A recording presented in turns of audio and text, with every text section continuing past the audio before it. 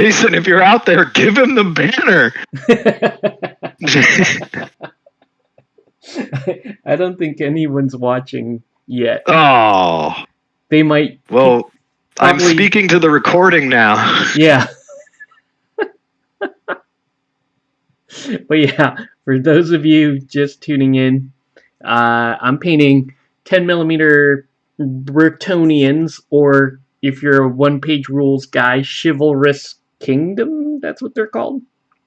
I think that's right. Chivalrous Kingdom. And I'm painting this griffin. This is the unpainted one, which you can't see shit because it's white primer. But here is where I'm at with this one. Looking good. There's a lot of good. Oh, and Jake's with us here because he's gonna tell me campaign things. Hey everybody. That I need to know we're gonna get rules questions. We're gonna have to do it live. We're doing it live. It's gonna be like old SoCal Malifaux live days. But yeah, we gave campaign updates, right? We did we? I don't know. We did like all the achievement leagues and stuff. We would talk about events and things like that, but yeah. I don't know that we ever did like a narrative campaign like that. We participated in one towards the very end where we were logging a bunch of games. That's right. But I don't even remember if Weird did anything with that. They were just like I think they did. I think that was a thing. They had a map. I remember seeing the map. Yeah, they did a map-based thing, and it was like some special region of Malifaux. Yeah. Yeah, it was cool. We had fun. It was pretty cool. But now we're playing Tiny Town. Pretty good, but now we're playing Tiny Town, so no more reminiscing about this old crap. Well, we said Malifaux, so now like my actual viewer base probably what? Oh. See, we've learned strategy now. What's up, Kev? Kev, you should just come in the Talkie Town. Yeah, yeah. You have the on-air chat thing, right? You can just hop in. We'll see. Just come in the Talkie Town, but be careful. Don't tell Octave what I told you. That's so cool that like you're sharing all the cool guy stuff for the allegedly for the well I'm assuming Rory printed stuff for the Cove fight. I think so. Yeah, and Rory's got some stuff, some surprises. Rory's better at surprises than I am. I can't help but just post it all over the Discord. Yeah. The excitement's too much. Oh, fuck it, I'll tell you. Yeah, I'll just show you. It's not even done. But no, it's I'm getting it together now, so I'm filling gaps right now. I'm not on camera, Kev, but I am milliputting gaps in some 3D printed terrain. Nice. So it'll look all pretty. Yeah, I'm painting up Jason's Pegasus things. You're welcome, Jason. Okay, so what was the last campaign update you gave your viewers? I think I watched it. The last one was like that. I didn't give a turn 6 update. Okay. So the last one was turn 5. Was the beach? Was the court fight? Okay. I haven't updated anybody on that, but you can give the next 2 turns if you want. Okay. Get us caught up. Sure. So we played the beach. We had the first siege battle, and we made some modifications. So for people who don't know, the campaign, it's like 80% there, but we're kind of iteratively making some modifications as we go. and we're up to turn 7 now. It's all programmed of a maximum 25 turn campaign, and so we programmed turn 6, and I thought that every turn after turn 5 would be a bunch of battles. I thought it was just going to be nonstop action. And then turn 6 comes, and everybody moved in the weirdest possible ways. And there's only one little battle. So you can see the map on Octave's screen there, and you can see the box around turn 6. So we have called that out because Rory and I probably won't be able to get together until this weekend when we see everybody. So we reserved that space. So Rory and I are going to fight the least consequential battle ever over a blank tile on turn 6. But we're fighting to advance the border there. So that's the border between red and green. So that's Chaos and the Lizard. And then meanwhile, everybody else programmed turn 7. And we have some excitement here. So the key excitement is in tile H5 for turn 7. So in H5, we had a bit of a cluster. So Jason has finally sailed across the channel to the mainland, and he made landfall on a port in H5. Now that port belongs to Kevin, and that's great for Jason because he and Kevin are allies. But at the very same time, Rory, with his lizard men, were approaching from the west. And at the same time that Jason made landfall, Rory entered that tile intending to claim it for himself. At which point it was revealed to us all that Jason also had an alliance with Rory, which we have since ruled out of the game. So now if you are at war with somebody, you can't have an alliance with them, or you can't make alliances with people who are at war with your other allies. But because that rule didn't exist yet, we gave Jason a choice, and Jason had the fateful decision to make. Would he betray Rory, or would he betray Kevin? He had to betray one of them. And Jason thought about it, and he came back and determined that he would betray his reptilian friends in the west, and he will launch an attack from the sea to defend Kevin's tile. Mm-hmm. So that's the most exciting thing. But then also, just south of that, you'll see there is a little lone island just kind of in the middle of Road J on the map. And there is a pirate-looking cove there. It has kind of a skull built into the side of a rock face. And for the longest time, that was an unknown region. But Octave has sailed there. Yeah. You want to talk about what you're going to do there? Yeah. So, yeah, like Jake was saying, at the start of the campaign, it was just a one island down there with a question mark on it. And I had no idea what it was. Jake kept telling us he thought it was amazing. I thought he was lying and just making shit up as he was going along. But it turns out he actually did have a plan for what that tile was. I thought we were going to sail there and oh, well, it's this. But yeah, it's an undead pirate cove. So it's this undead, there's I guess treasure on this this cove, and I'm landing there to face off with the undead inhabitants of that cove, and hopefully I will escape with my life and maybe a little bit of treasure, assuming I grab some on the way out. But well, yeah, because here's because you got to tell them the rest of what happened. Yeah. So that Octave's maneuvers were a little suspect this turn.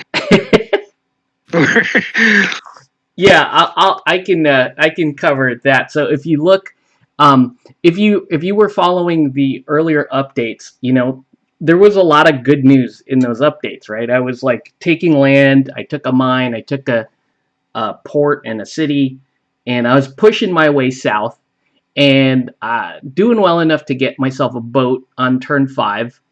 And I had the port there at E6. And then so what I did was I pushed off from there, and I had a number of options at that point. Obviously, we know where I landed, but at the same time, I kind of played way conservative with my other 2 banners. So my other 2 banners pulled back. They did some fortification, and then turn 7 was when Jake and Kevin announced an alliance, and they had a coordinated push directly into my territory. So you can see on the top right of the map there that all of that cool stuff that I'd been reporting, they took back in a single turn. so my move, and with no battles, I might add, just completely uncontested, just walked up there like, oh hey, he's not paying attention. We were all just dancing around in the northeast of the map. I think it's you lulled me into a false sense of security up there. And at the same time, I had hit Kevin like 3 battles in a row. So I figured, okay, maybe he'll chill out and maybe move a little closer to Rory. But, Kevin being a chaos dwarf and all, bearing many grudges, did not do that.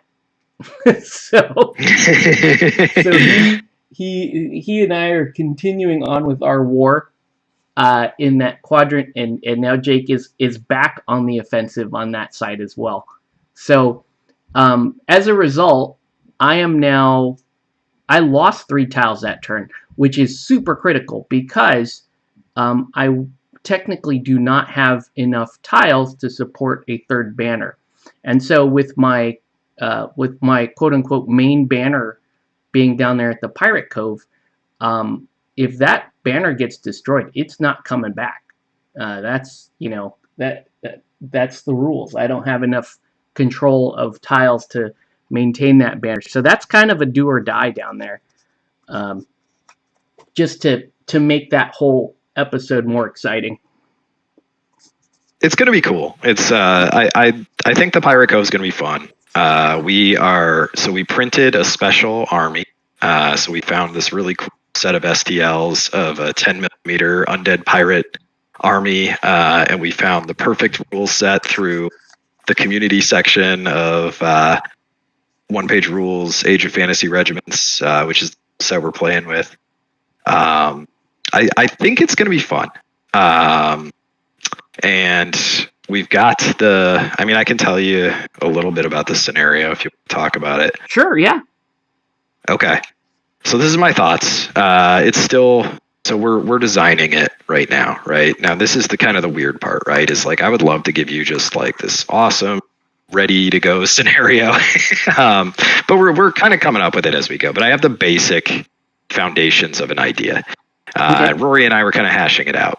But basically what it'll be is you're going to play a variant of Relic Hunt against the Pirates. Mm-hmm. And so OPR goes 4 turns, right?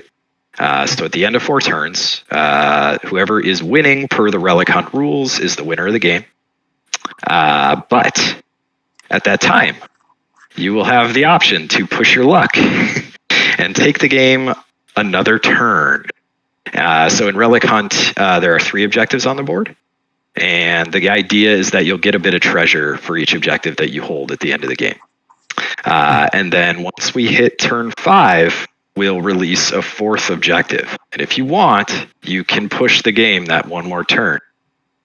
And then same victory conditions at the end of turn 5. Whoever's winning is the winner. So you can undo what you did in turn 4. You can push your luck, but you could end up losing, or you can stop at turn 4 if you're winning there, and you can be done and take what you get. So that That'll get you there on turn 5, and then it will open up again on turn 6. Another objective will release, and you can push your luck again if you so choose. Again, just racking up treasure more and more, but also increasing your risk. Because while your army gets depleted, the undead pirate army continues spawning in endless waves. Yeah, nice. So you can push it. You can try and push it as hard as you can, but eventually you will get taken out. That's assuming I make it to turn 4 without getting tabled by that time. Right. Yes. So assuming that too. Yeah. But there will be some kind of bonus. So the Pirate Cove is going to be a limited event. And what's going to happen is after Octave does it, it's going to go away for a while. And then each campaign turn, I'm going to roll to see if it comes back. And when it comes back, it's going to be available on the map for a number of turns, or it goes away again. But in the future, whoever attacks the Pirate Cove can only claim the treasure if they beat the previous winner's high score. Nice. Yeah. So there's potential to gain a lot of loot, but you got to get there, and you have to. If somebody pushed it hard, if somebody went to like turn 7, then you have a challenge cut out for you. So does that mean that the Pirate Cove, you don't get to control it if you win the scenario? Yeah, so that was something we tossed around, but it's going to just disappear. Oh, okay. Yeah, it's just going to disappear. Okay. Yeah, because I think so it's a non-controllable. Yeah. Tile. That makes sense. Yeah, it's basically an ocean tile. That makes more sense, I think, than I think your original idea was like, it counts as a port and you get like X amount of money or something. The turn. Yeah, that was just too much stuff. Yeah. And I mean, Rory and I talked about it. He had a good critique. He's, it's like we're playing a mini game. It's a carnival game that only the rich have access to because you need a boat to do it. But we have a plan to deal with that come turn 10 with our next major rules update. So there's going to be for ways that boats can be destroyed and ways that boats can be stolen. Nice. So even us poor GTA folk can boat. Yeah. And I'm not going to reveal what that is right now because I don't know what it is right now. But that's our plan. So that even if you don't have all the money, you'll be able to access the Pirate Cove. Hopefully next time it comes around. You can just be an actual pirate. Like exactly. Yes. You can probably just like hijack and commandeer boats. It's going to be difficult. That was my main concern. Is like, okay, yes, we want that to be a feature. But we don't want like GTA boat jackings just drive by, like yanking people out of their boats, right? Because the boats are an expensive resource, and it could be feels bad if you buy a boat and then immediately just get it taken from you. So it's going to be difficult. I think it's going to be tied to ports. So it's going to make like port assaults a little bit more dangerous. Okay. And same thing with because probably what could happen is like you could lose your boat or you could get your boat stolen. So you might get your boat destroyed or you might get your boat jacked. Oh wow.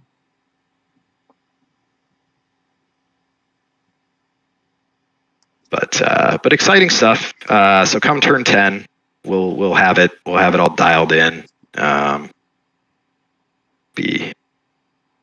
But I'm hoping to buy a boat, naturally. In the next turn here. Well, yeah. I mean, maybe there's a like when you control somebody's boat. I'm just thinking out loud. But if you to successfully hijack somebody's boat, maybe after a certain number of turns, the fleet just goes into disrepair, and then the Oh, sure. original owner would have to pay, some pretty high amount to restore the fleet, and Oh, then that's a cool idea. then they can Yeah. just respawn their fleet. So it's not Yeah. like totally punishing. Like I own your boat permanently now. I think that would be super feels bad if you were particularly good at taking boats and I don't need my own fleet. I'm just gonna take whoever buys the boat next. I'll just take their boat. You just become a pirate king. Yeah. You become like the real pirate. I mean, it sounds really cool, but I don't know that people are going to want to be on the other end of that. Yeah. I like that idea a lot, actually. So maybe when you take the boat, it has maybe based on like how successful, or there's like a tier of how many turns you get. Yeah. With the boat. Yeah. That's kind of fun. Otherwise, I'm like, well, I'm never going to buy a boat. I will just always steal boats. Yeah. Which sounds amazing, though. I mean, the idea of being like playing one of your banners, like Career Pirates, sounds awesome. Like, it would be pretty cool if you were just a full raider the whole time. That's yes. Like it sounds like. I mean, what I'm proposing, it sounds like you could do it that way and play that whole playstyle that way, but it wouldn't be completely debilitating for your victims. It would no, it wouldn't. I mean, everyone would hate you. Yeah, but that's awesome. You would have like, but it's awesome. Yeah. How many like bounties that like the size of the bounty on that guy that just true. A bunch of boats.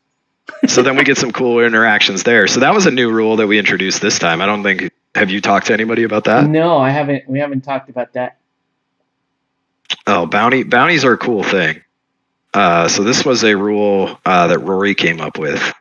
And so now in the revenue phase, you can announce that you are putting up a bounty on a character in the game. So our characters are permanently tied to banners. The army can change around them, but the characters remain. And the characters can gain XP over the course of the campaign. And so now after, a handful of turns, we've got some characters developing into some pretty nasty, experienced heroes. So you can put up a bounty and someone can stake the bounty. And the player, if someone kills them in the game, they get to collect that bounty. And for every turn that the bounty goes unclaimed, it's going to increase in size a bit. See, I thought it was Kevin that came up with this, because after our like third game or whatever, he was telling me like, "Oh, my army hates your guy so much that I thought that it was his idea." It was Kevin might have contributed in conversations with Rory. I just know it was a conversation Rory and I had, but I'm sure that Kevin was there too, coming up with ideas. And that's the fun part about this, right? Is that we're all kind of just riffing off each other and coming up with cool stuff. Yeah, for sure. Like that's kind of been my personal approach to this is I know that we're going to be making changes as we go. So the idea is to try to experience as much as you can and then give feedback on it, because you want the next campaign, you want to have a lot of these good features in place and less of the things that we weren't too happy about. But exactly, yeah. Yeah, Kevin's in the chat talking trash about Rory leaving a mine untouched until last turn. That's true. He left money on the table there, and he's complaining about the rich. I get it. I get it. It's, this is supposed to be our escape, but we accidentally, just recreated the actual world economy, and everybody with a yacht gets to enjoy life. and while everybody else just toils away. Yeah, I don't know. Some of the counters we think we're putting in place, maybe that makes it even worse. Maybe if you're rich, you can do even more, like That's even more true. piracy. You could just bounty people to death. You can make it so that the only mission viable in the game is to go kill someone's hero. I think there's going to be people that when the bounties get really bad, I think there's going to be people that purposely throw games just to kill that guy. Like Oh yeah. they don't care. I'm putting a 300 gold bounty on Rory's Croxador hero in his battle against Jake. Oh! Ooh. And if it dies, I'll throw in an extra 100. I mean, that's kind of a meaningless tile. Maybe. Well, it is and it isn't. So here's why it's not, right? It's not because I am one tile away from fourth banner. Fair. Okay. So it has some meaning to me. And it also is just in a critical point where it's where are we at? It's 2 tiles off of my capital.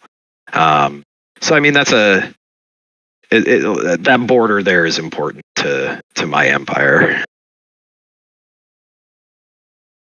So I don't want to make it sound like I'm just trying to jazz myself up so that I don't waste our time on this game.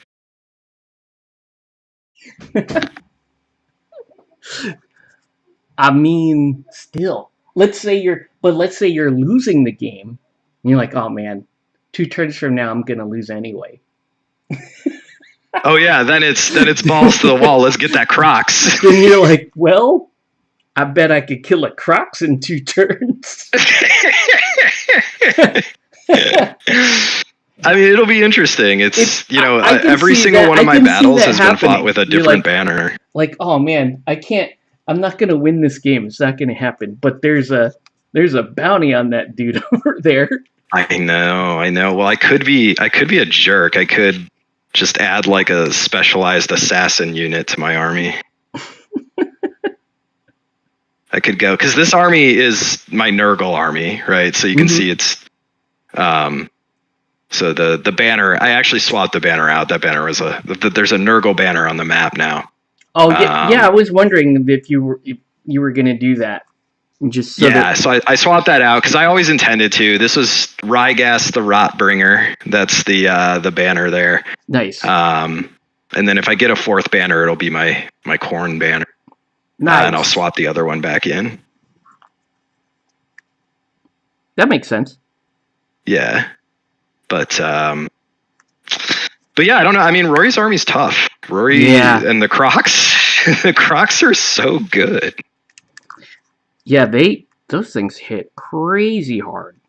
Yeah, I mean, they just have really good stats. They can give out Predator, so they get exploding 6s on attacks, and they're gnarly. They're nasty, and it's not a gimme that bounty for sure. Yeah. But it definitely, at the very least, it makes the game more interesting, just because you can pivot. Like there's that little side plot to it. Yep, there's a little mini game in it that I'll be able to have some fun no matter what. Oh man, I just thought of something horrible. Like, what if you were, you're allied with somebody, you send 200. Or in the worst case, you send 400 points their way, and then instead of helping them, you just turn around and kill the guy with the bounty. That would be the worst. You just send assassins to betrayal. Yeah. Oh my god. Points. And then you just send your regards. Yeah.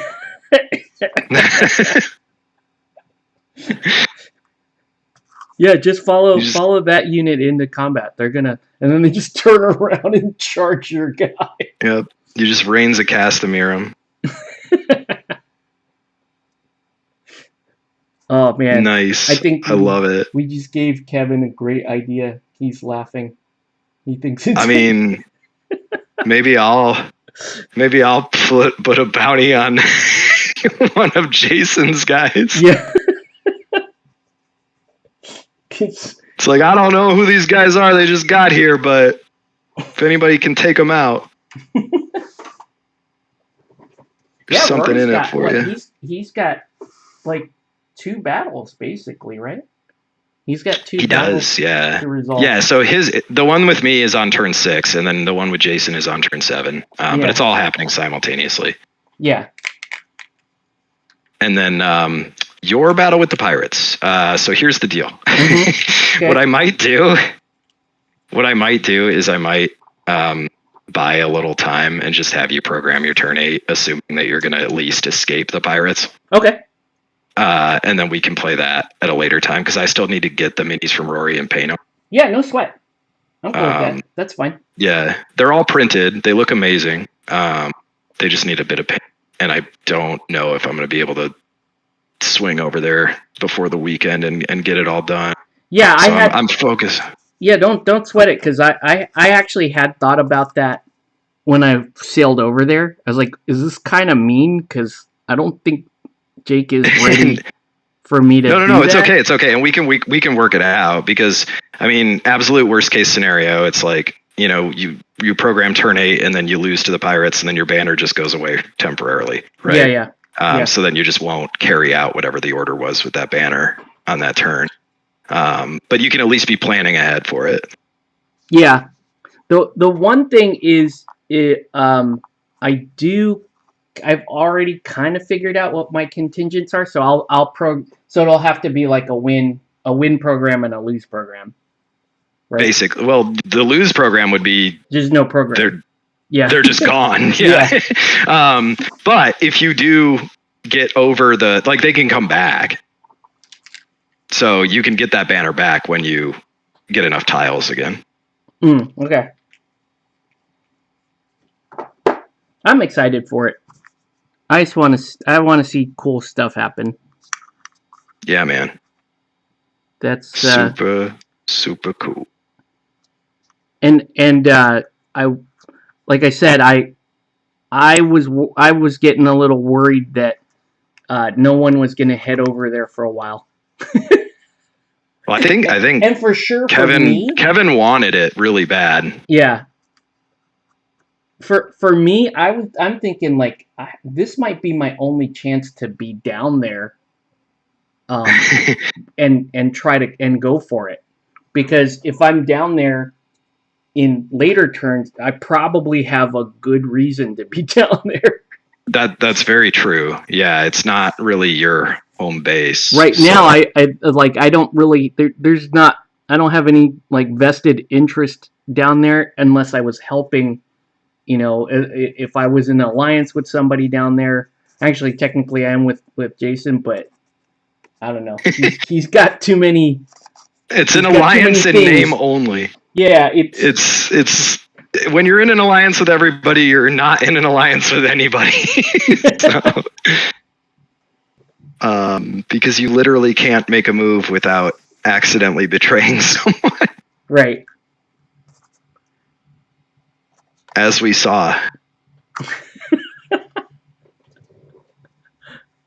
Yeah, that's super funny.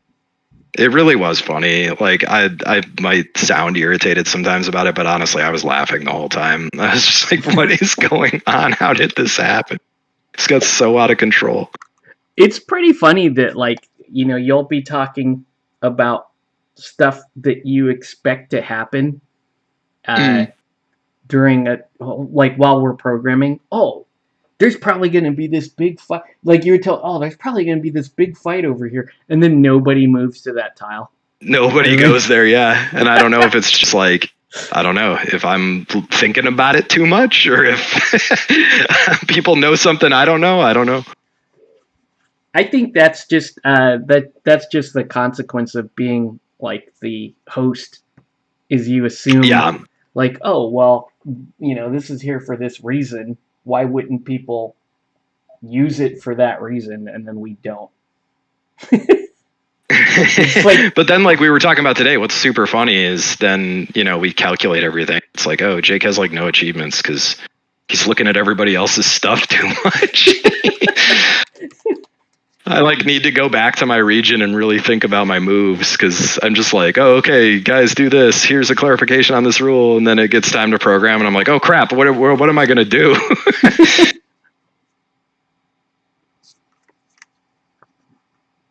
Yeah, it was pretty shocking. To me it still doesn't quite make sense even after you explain it. I'm like, well, you've been in a fair amount of fights.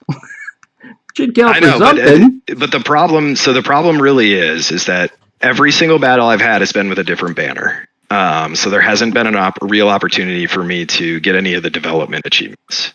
Yeah. Every single battle. So you also have to remember, like, and I can't even blame luck on this. I'm just bad at games. So every single battle I lose. So I'm not like gaining territory and stuff. So I need to turn that around here. I need to really spend some time with my list building, make sure I understand the interactions with my stuff. But at the same time, like your map maneuvering is a lot better. I would say that's where I'm weak is I'll just pick weird spots to be in. But I mean, like, that's not always bad, right? Because it's like, I thought 100% I was going to have a battle with you on the mine in row A. Yeah. This turn. And then I even asked you, I was like, did you fail a difficult terrain test or? Yeah, so I actually was going to go there.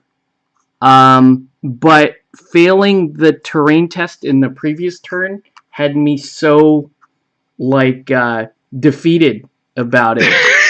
Yeah, no, like I'm like I just don't want to fail another one. I feel like I hate it. It feels so bad. Oh wow! Especially in that case where I knew there was at least like a 50 to 75% chance there's a battle there. So I was thinking, but you still could have completed the move that you made if you failed it. That's true. That's true. But I was just like, I was in such a feels bad mode. Oh no. Also, well, I guess difficult terrain does its job then. It's a natural defensive deterrent. Yeah. And also, the move to the shrine too was I also had half of my thinking that Jason would sail to E6. I was thinking he would sail that way.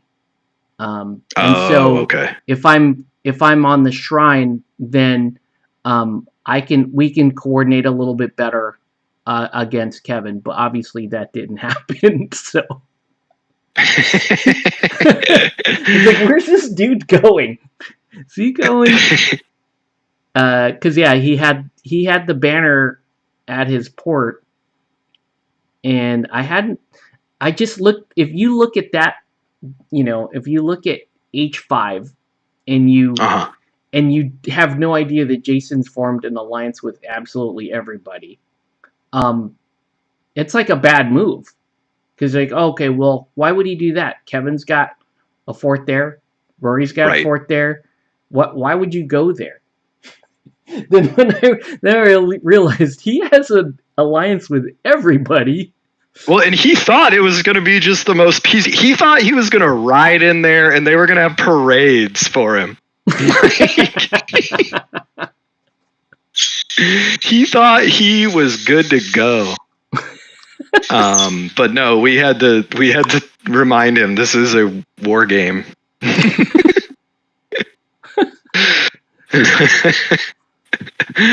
Oh, just hilarious. Yeah, and that's another reason why, so Kevin took the port in E6 on turn 6, right? And I'm thinking, okay, well, if, with my agreement with Jason, why doesn't he go hit that port? Because I've got a fortification right there. So will Kevin, but that's at least a fair fight, plus he gets bombardment, right? So that's another reason why I was thinking, well, I'm not going to go retake that port because I was thinking maybe Jason would want to do that. I see. Yeah, But yeah. Oh man, but lots of good stuff. And I mean, this is the fun part to me, is like seeing everybody's turns manifest on the map. Because I have like 20 copies of the map on my Google Drive that aren't shared. And every turn I go in and I draw arrows where I think everybody's going to go or what I think they're going to do.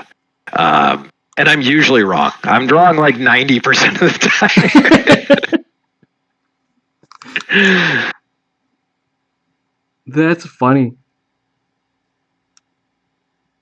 But yeah, it's everybody has like people's it's interesting just to hear like what's important to people, because it's the same thing, you know, when we talk about going into alliances or whatever, you think that something's important to that player and they go, nah, I'm not, no, I don't want to do that.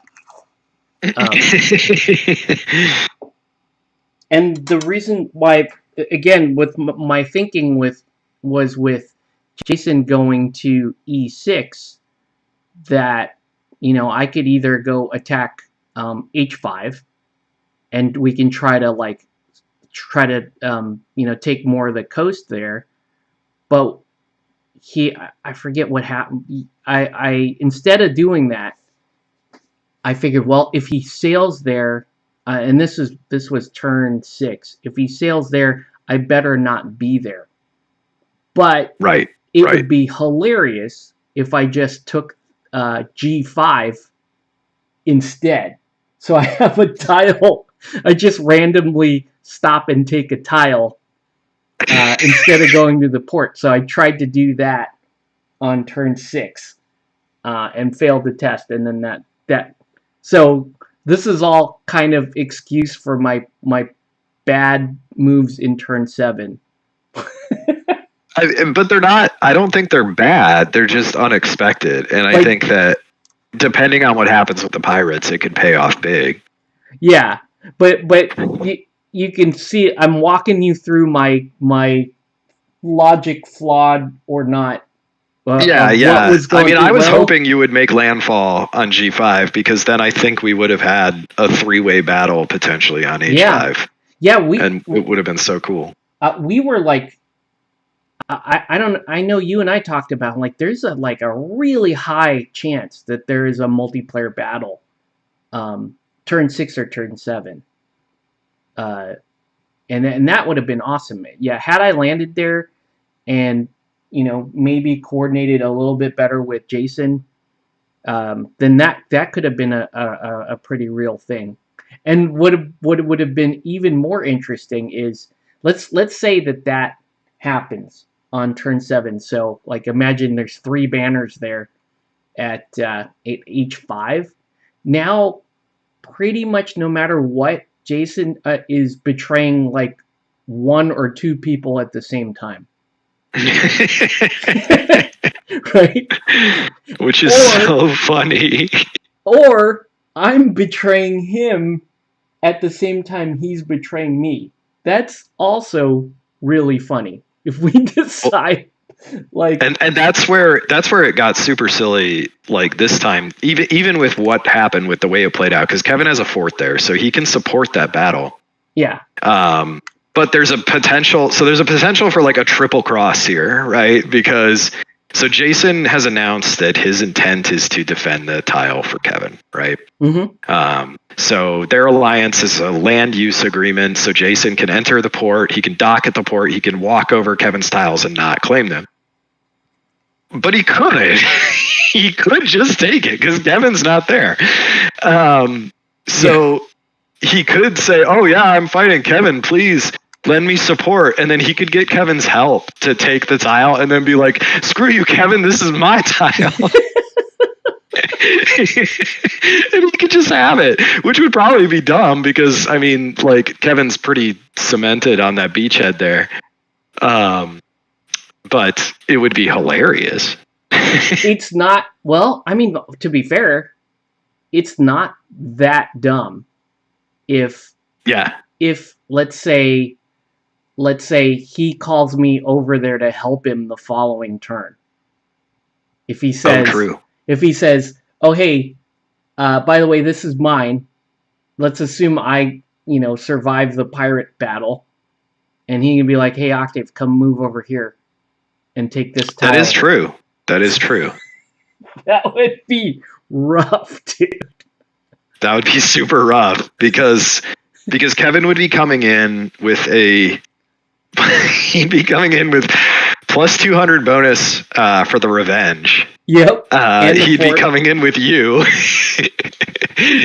and so we would have to figure out how the I want to see a 3-way banner battle. I just think that would be really exciting. I'm trying to make one happen.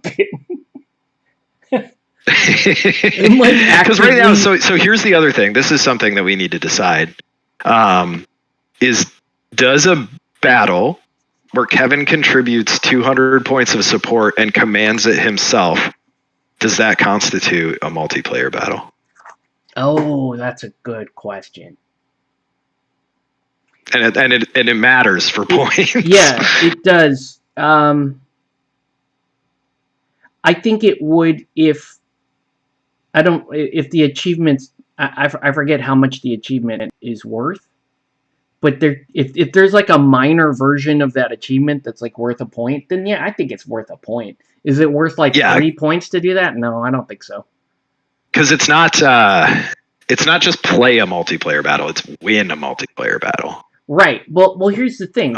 It's that situation is going to be a lot more frequent than having 3 banners hit the same tile. So yeah, I feel like maybe there's 2 different achievements. I do think you should have an achievement for sending aid to somebody. It's again like 1 point. Just to send aid to somebody in the form of your units and you win. That side ends up winning the battle. I think there should be like a 1 point achievement for that. But yeah, if it's like 3 banners hitting the same tile, that should be like a 3-pointer probably to be the guy that walks away from that. True. Yeah, if it's a battle royale. Yeah. That's just my thoughts. I don't know that Kevin, if you chime in if you think differently. But I do see that situation of, and it's fun. Like Kevin's saying in the chat, like he came up with 200 points to help Jason, but then he found something else in his list that he can exploit. What a bastard! But yeah, like he found some other bullshit in his list, but that was fun. Like 2 turns ago, I was thinking, oh well. Jason landing at E6, like I have 400 points to hand, and I started writing like 2 and 400 point units. Like, oh, this would be sick because like I could play 400 points and just do as much damage as I can and then be happy. Like that's really fun. I think Totally. If you get like if you build like little 200, 400 point units, and especially if they're like just like shock attack units that are there to help your ally. They don't have to do heavy lifting, but as long as you trade out something meaningful in the fight, that's like super fun. What if something crazy happens? You could get a guy level up too. Let's say you set 200 points at somebody, and then you like end up killing 600 points worth of stuff in the game. Then I think you're going to be like, oh, I get an upgraded guy. That's amazing. That's true. Well, it's yeah. I mean, I guess that would be so if it's coming from yeah. I guess because it would be tied to that banner that's giving the support. Now it's still really difficult to do it. I'm just saying there's another opportunity for it. True. Yeah. No, you're right. So you could get it for the banner, or you could get it for your fortification. Yeah, see that which would be really cool too. Yeah, it'll be interesting to see if there's like, and I'm looking at the map right now. What's going to be like the most popular fort to attack? Who knows with our group? I mean, it hasn't happened yet. Nobody has attacked them. E5. I'm just telling Yeah. Kevin right now, I want to punch at that thing. So that may be a popular fort to fight over. Well, you heard it here. Octave turn 8 wants to fight E5. I want a Kumite. Even if I don't get one, I want to fight at a Kumite.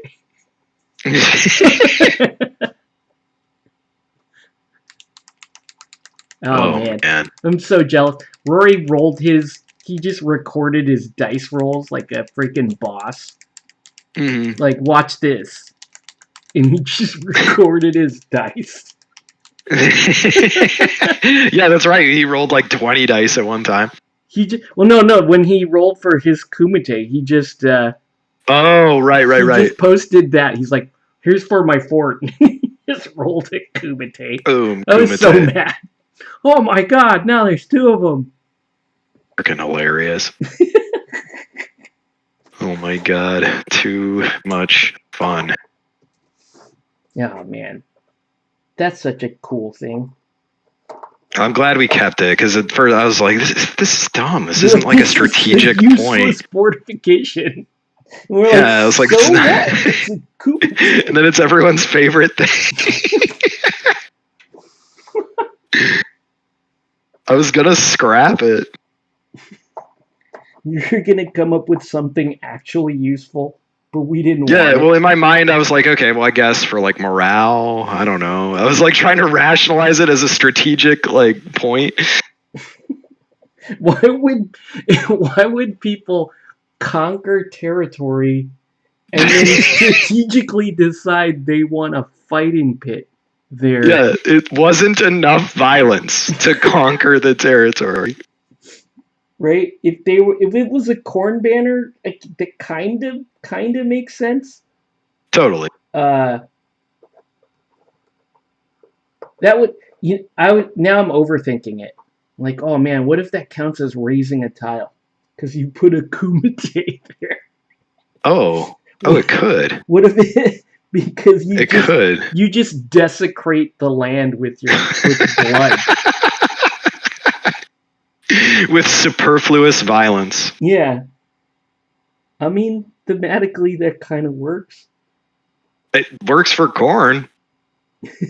For high elves, I don't know how into that they'd be, but I don't know. I feel like your high elves are getting a little corrupted by their exposures to chaos. Yeah, they had a couple of witch elves hanging out in that army they didn't know.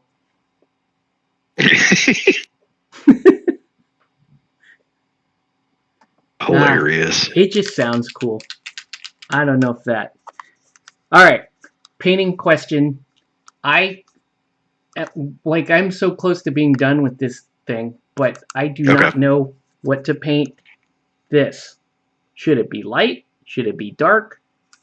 The wings? It looks kind of natural light. That looks like it's naturally like I meant to do that, but I left it because I don't know what to do like you do on your ret, like slap a little turquoise in there, like in between the wings. I think that would look cool. Oh yeah. I could do that, but I already have that on some of my stuff.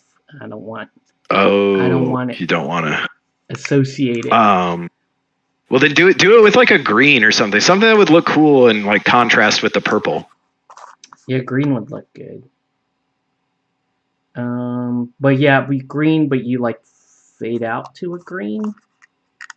Yeah, and it could be like a really make it like a not a super saturated green. Yeah, I know what you mean. Like let's see, like not quite like that kind of where it's like a gray. This is more of like a gray blue, but like a gray green, I think is what you're saying. Yeah. Should it be light underneath or should it be dark? Like what if this was like because like the GW one is like black and then it like it like fades out to a red. But I could fade Oh, it that's out kind to of a cool green. too. Like Yeah, it could fade to green. that would be So interesting. it could be like a super saturated green down at the bottom. Yeah. You could play around That'd be with kind of that. cool. I think that would be a good way to like kind of it makes the model look a little bit smaller, but I think it will look cool. You just want to make it look special, right? Yeah, that's all. So that it stands out from the other guys. Yeah. Um, It's a great freaking look at this sculpt, dude. It's look at the detail on the banner. Like that's Yeah. just crazy good. Forest Dragon, man. The guy's a crazy designer. Wild. And making all the 10mm goodness. Like you can even see I don't think you can pick it up on camera, but there's like detail on this guy's face that's like really good. Even and then like these the lady there's like she has like detail on her face that's really good. There's no way I can paint it, but it looks awesome. Okay, well let's try. I'm gonna try something. So I'm not gonna go like pure black, but I'm gonna go dark on the wings and then like try to fade it out, I guess. Just have to find the right color.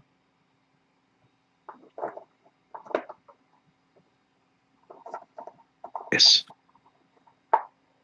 So yeah, so you want me to so I'll program. Yeah, program a turn 8 as if you have defeated the pirates. Okay. I know it kind of sucks. I'm sorry, like you won't have your money, but that's okay. You know, you can make big plans for that money. Well, that particular banner is not really contingent on the money side of it. It's just whether or not it's there next turn. So right. So yeah, plot it out, and then we'll get the pirates worked out, and then we'll come play you with the pirates. Okay.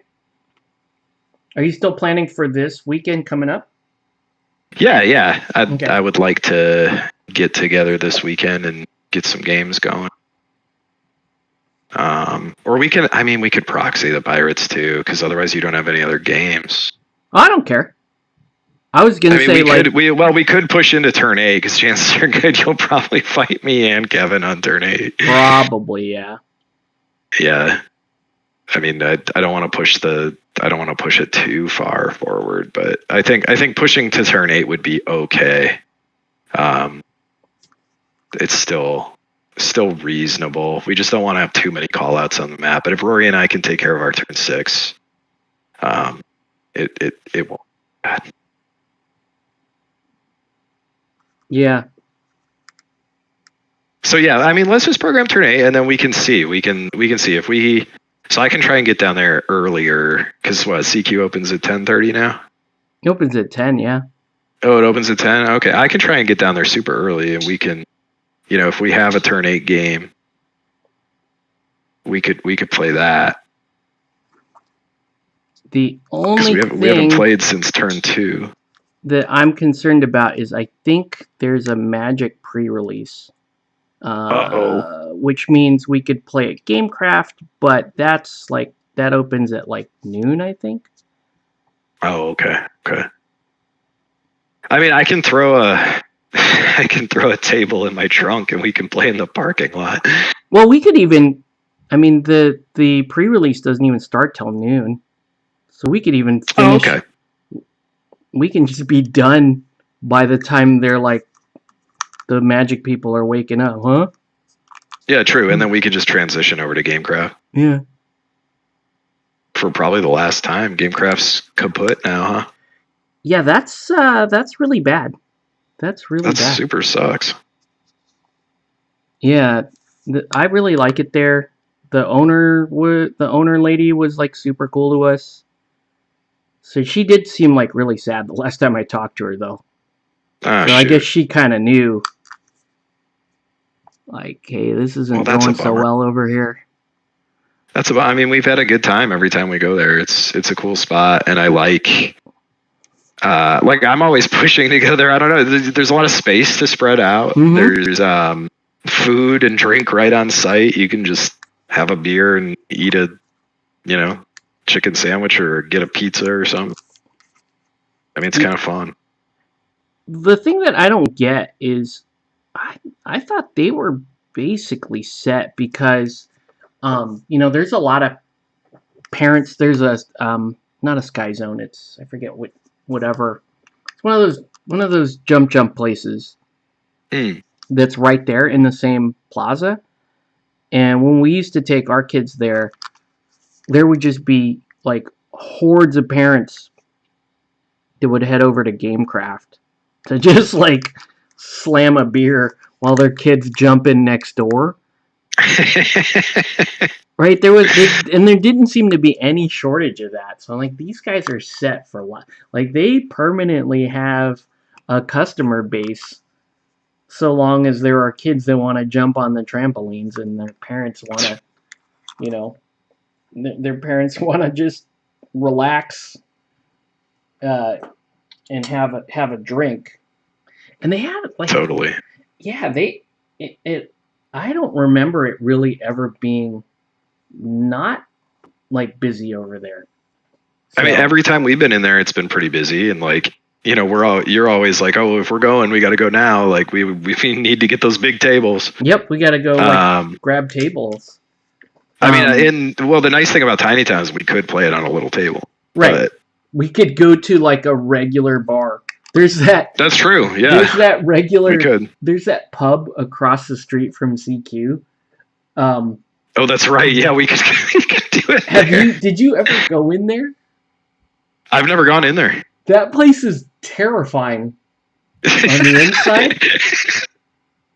It's like I went in there one time. I was like, well, I forget what happened. For whatever reason, there was nothing going on at CQ, and I was with who was I with? I want to say it was Mark. Okay. One time it was just like me and Mark were walking around like, there's nothing going on. Let's just go in this bar. Maybe they'll let us set up a table or something. Hilarious. And that place is lit like an 80s movie. That's the only way I can describe it. It's real. It's not just dim like your typical, bar is dim. It's dim and like stale. That's the word I would use. It's like stale in there. And there's like four career alcoholics in there. And when you walk in, they just looked at us. Like, I said, hi. Do you guys, we were hungry. That's what it was. Like, do you guys, because outside it says it's like a pub and it's for brunch and all this stuff. That's a lot. Oh, okay. That's a full lot. There's just career alcohol people in there. So we walked in. We said, asked if they served any food, and they just looked at us like we need to leave right away because we're ruining people's alcoholism. So we had to get out of there. Dang, that's rough times. I mean, we could, so that's probably off the table. But no, worst case scenario though. I mean, you don't have to bring a table. I just have tables. Like, don't worry about it. I can always do that. But I think we're good to go in there and just like throw down a quick game and then move over to Gamecraft if we need to. I mean, that's cool with me. I'd love to hang out at Gamecraft one time before they disappear. Yeah, for sure. Because we've had some good times in there. This thing is, I like it now. The black looked great. The black looks really nice. That really I thought it was going to make it look kind of small, but now No, it works. It looks really good. And then honestly, you could just leave it like that. I could leave it like that. I could put a little green. I don't know what kind of green I would. Like a dark green. I don't even know if it'll pick up. We'll try it. Why not? It looks. Yeah, hold on. Let me. I need to pick a green and then just go like super light on it. and then go really hard on an edge so that it picks up. So the one of the terrain pieces that I'm working on, so I'm working on the port. Mm-hmm. But then I've also got the watchtower. Oh, nice. But I did just realize that the base of the watchtower, so I won't glue the watchtower to it, and then the base is a kumite. Nice. So because it's just it's a wattle fence in on a small hill, and there's one bridge that leads up to it, and there's a moat surrounding it. Oh yeah. Does that function in game or no? The moat? The moat? Yeah. It can. Why not? That's kind of interesting. You know what they say. In OPR, you never have to accept no as an answer. So I'm sure there's a rule for it. I don't know. Kevin might be thinking moat is OP against him. True. His army would just get stuck on the moat. I mean, it wouldn't be that big of a deal because the moat is here. Let me see here. Where is tape measure? This moat is teeny tiny and it's right up against it. It's not like projecting out like crazy. Oh, I see. Yeah, the moat is only 2 centimeters wide. Oh, okay. Yeah, and it's right up against the thing. I mean, I can see if I can get a. Let's see if I can get a camera going here. Let's see. Oh yeah, hold on. Let me swap to that mode. Will it not let me? Hold on. Where the hell is it?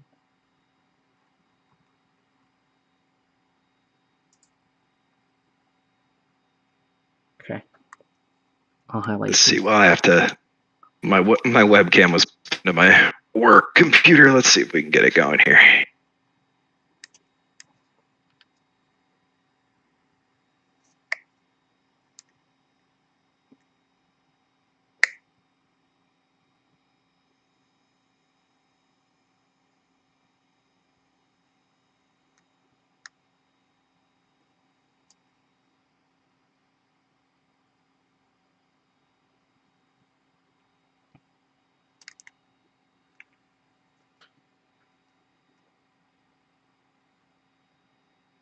No, it's trying to show something right now.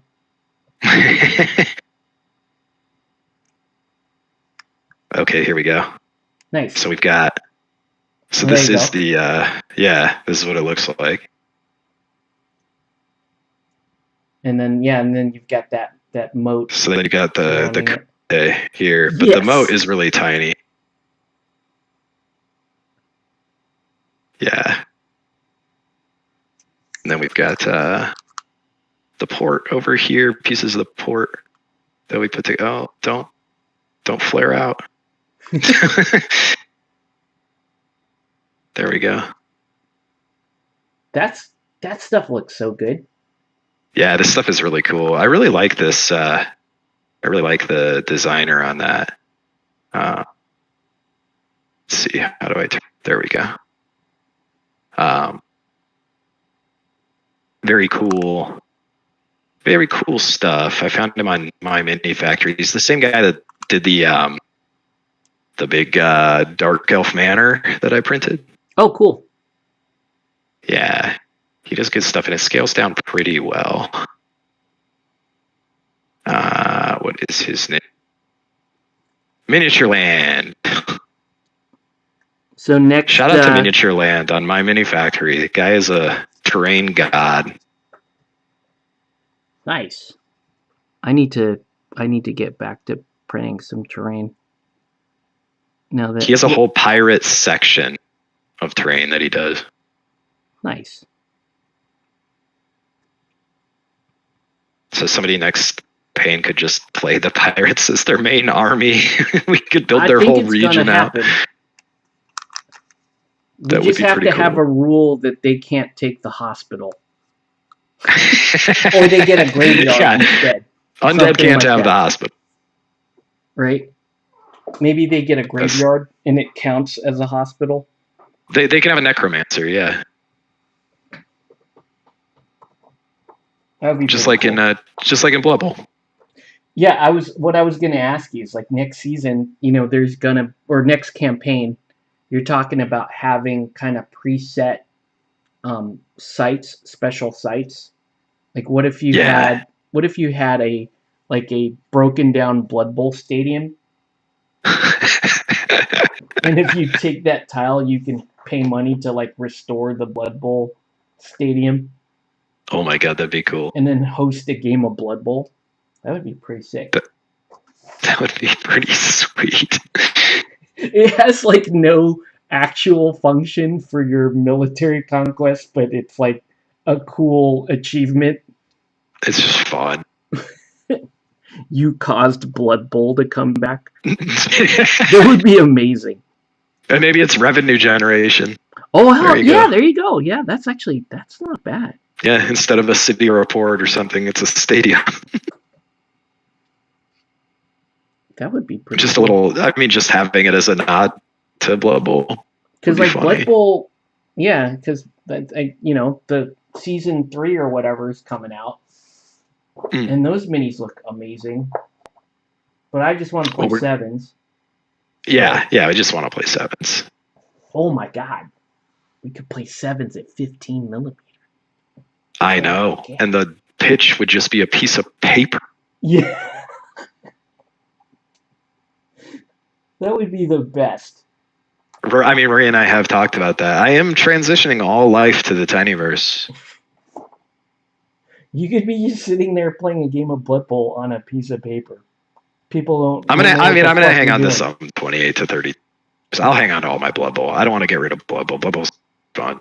Yeah, but you know what I mean. That just would be Yeah, cool yeah, to yeah. have this is like Project 32 down the line when you play Yes, all yes. the other games that you want. Totally. Travel Blood Hilarious. Bowl set. Yeah, just Blood Bowl on a sheet of paper. Oh, that would be so dope. That would be pretty cool. Man, I wish I could have. Oh no, this LVO they're not. I don't think they're doing a Blood Bowl sevens on Sunday. Really? I thought maybe that would be cool for like me and my son to play, but we're playing Spearhead, so all good. Nice.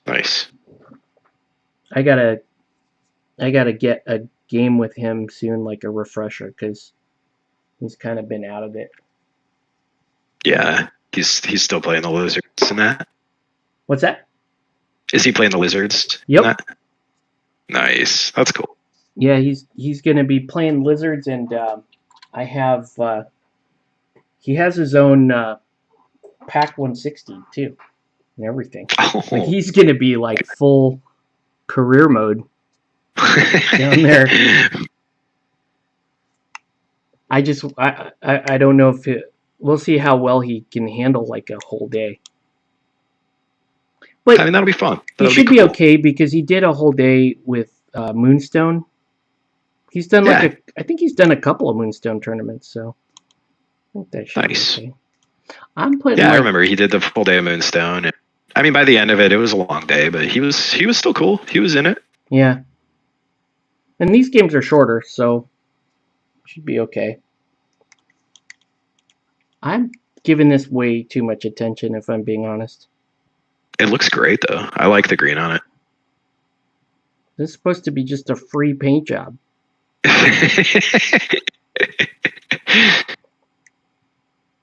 And you just jacked it because you were getting impatient. No.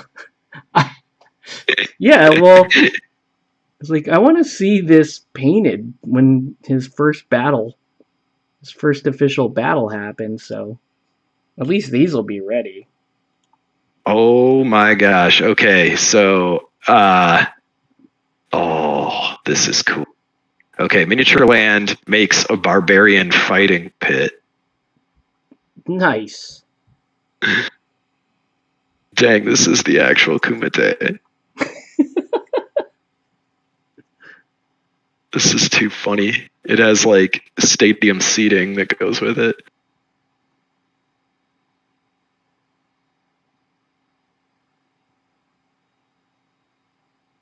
We're just gonna. Oh, he makes a few fighting pits. He has a marauder fighting pit too. That's more of a stone structure. Man, who is this dude hanging out with that is wise enough to tell him, hey, you need multiple fighting pits?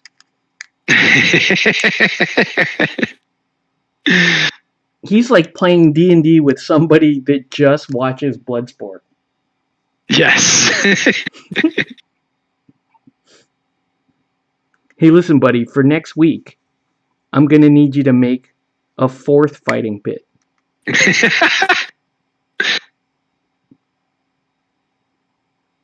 God, too good. Damn, this shit is really cool. Not gonna lie. Yeah, that mini's Damn it. friggin' amazing. So good. Bretonia is really cool. I would be like way too intimidated to paint a regular town Bretonia army. Oh yeah. But Tiny Town it's definitely a lot more feasible. Yeah, I mean, you want to go crazy with all the chivalry, or with all the iconography and everything. Yep. Yeah. But I could do this. This is not bad at all. Oh, he also has a desert arena. Oh my god, this guy has at least 3 fighting pits.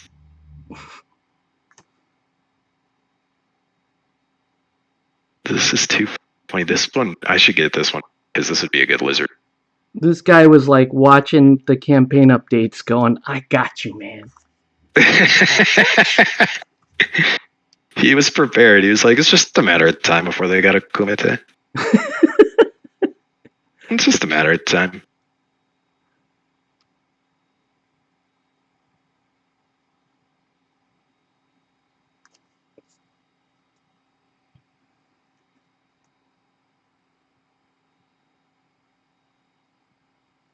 And Jason never showed up. Well, I made all the decisions for him. That's what this looks like now. I mean, it came out great. Oh, and modular wooden arena. Oh my god, he's got 4 kumites. This is why, I mean, all right, so gotta buy them all. This is an important man.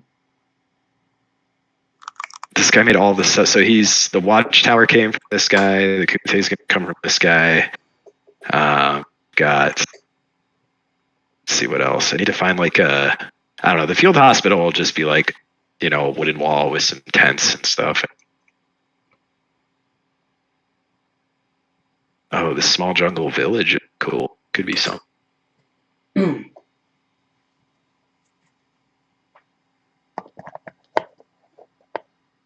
Oh, he's got a 5th arena.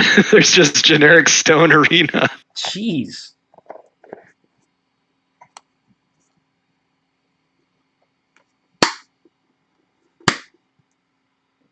There. Check if there are any more comments or anything.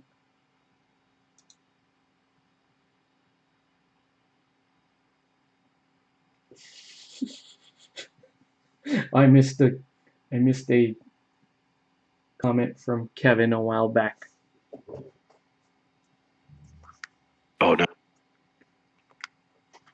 I guess that was when we were talking about showing up to a game and then betraying with your 400 points. I mean, that would be really cool. Such a hilarious thing, especially if there's a bounty. Like, even if you aren't involved in that fight, you just throw money at that. Mm-hmm. Oh, hey, Octave, you got 400 points in that game. I'm gonna make this interesting for you. Your ally there. You get that ally there. He's got a What if he wanted to just kill him? It makes you think. Makes you think twice. Oh, it's about the It does make you think twice. Man. Yeah, this. Is Okay. this guy really my buddy? Alright, Jason shit is pretty dope. I'm not sure what he was doing here with like this stuff. Like, I don't know if that like what? He like glued it. Yeah, what is that? He glued this base to I don't even know what the hell this is. Maybe it was like a temporary thing because he didn't have bases. Yeah, I think so. Like grip tape, and Okay. then he had like this thing. He glued this guy to one of those round base converters. Oh dear. But I'm not sure what was the intent to like fill this whole thing up? Oh, maybe. Oh. Look at that guy. Like, this guy's dope. The Black Knight guy? Guy's sick. Hell yeah. Damn it. This shit looks good. Making me mad. Making me mad. So cool. Making you want it? No. I'm actually... I don't want to store another army unless I'm, like, interested in playing it. But, like, this is just going to be cool to see this stuff running around the board. Totally. And then I painted myself this dude. Oh. I'm not sure what I'm going to use him for, but he's pretty... Dang, that guy's so cool. That's such a cool base. He comes on that? Yeah, he comes on this, like, scenic thing here. That's awesome. He's just... God, the detail on these things are just crazy. Look at that. Like, you could... I could tell you that this was, like, a faraway picture of a 30 mil model, and you'd believe me. Oh, yeah. Like, that's a great little sculpt. Alrighty. Well, I think I'm done for now, so I'm going to Alright. Hey, sounds good, man. Out. Good times. Yeah, thanks for hanging out. Good times. Cool. And lots of fun stuff to come with the campaign. Alright, yeah. We'll hopefully we'll get together Sunday. Alright, sounds good. I'll see you then. See you guys. Bye. Bye.